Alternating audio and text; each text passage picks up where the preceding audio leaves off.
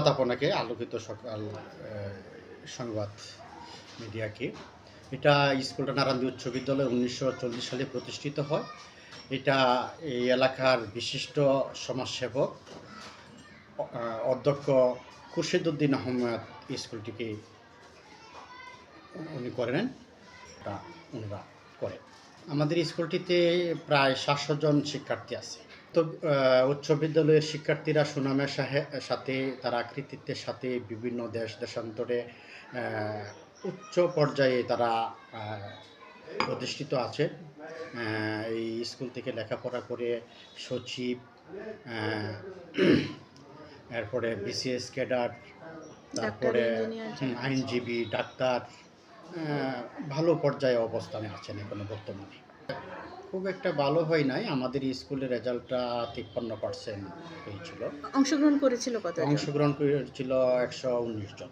ইনশাল্লাহ এটা কমিটির সহায়তা এবং শিক্ষকদের উদ্যোগে বা এলাকাবাসীর সহযোগিতায় আমরা একটা এই 24-এর জন্য মানসম্পন্ন একটা রেজাল্ট আমরা এই এলাকাবাসীকে উপহার দিতে পারি। শিক্ষার্থীরাও যেন কৃতিত্বের সাথে রেজাল্ট অর্জন করতে পারে, তার জন্য আমরা নির্বাচনী পরীক্ষায় যারা কৃতকার্য হয়েছে তাদেরকে শুধুই আমরা এই এসএসসি ফর্ম ফিল আপের জন্য অনুমতি দিয়েছি। 26 সালে কতজন আপনার স্টুডেন্ট পরীক্ষা দিবে 53 জন আমাদের রেজাল্ট তারা ফলাফল উত্তীর্ণ হয়েছে। শুধু তাদেরকে আমরা করার চিন্তা ভাবনা। স্যার, একটা ভালো রেজাল্ট তৈরি করার জন্য কি প্রয়োজন ছাত্র শিক্ষক অভিভাবক মিলে? একটা ভালো রেজাল্ট করতে গেলে আসলে বিদ্যালয়ের ম্যানেজিং কমিটি, শিক্ষক, অভিভাবক, শিক্ষার্থী এবং সমাজের সর্বস্তরেরই সহযোগিতা প্রয়োজন। আমরা কথা বলছি নারায়ণদী উচ্চ বিদ্যালয়ের মাননীয় প্রধান শিক্ষক মোহাম্মদ নাজমুল হক স্যারের সঙ্গে। আমাদের ইনশাল্লাহ কারিকুলাম অ্যাক্টিভিটিসে আমাদের শিক্ষার্থীরা উপজেলা পর্যায়ে বিভিন্ন প্রোগ্রামে তারা কৃতিত্বের সাথে তারা স্থান লাভ করে, আর আমরা বিভিন্ন খেলাধুলায় তাদেরকে অংশগ্রহণ করাই। আমাদের শিক্ষার্থীরা ইনশাল্লাহ এদিকে এগিয়ে আছে। আমাদের বিদ্যালয়ে কম্পিউটার ল্যাব আছে, এই ল্যাবে তারা এই আইসিটি শিক্ষা গ্রহণ করে। আমাদের ডিজিটাল ক্লাসরুম আছে, ওই ডিজিটাল ক্লাসরুমের মাধ্যমে আমরা ক্লাসও নিয়ে থাকি।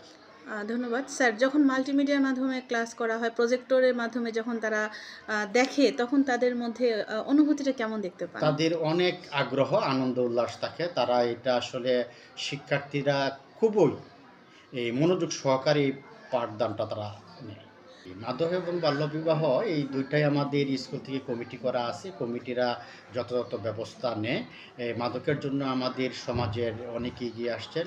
এটা বলতে গেলে স্কুলের ছাত্রছাত্রী বা আশেপাশে এটা নাই, নির্মূলই। আচ্ছা।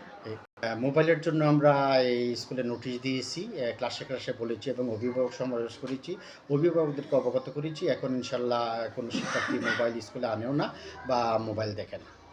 ধন্যবাদ। আমি আসলে স্কুলটিতে নতুন আসছি, 2 বছর 3 বছর চলে।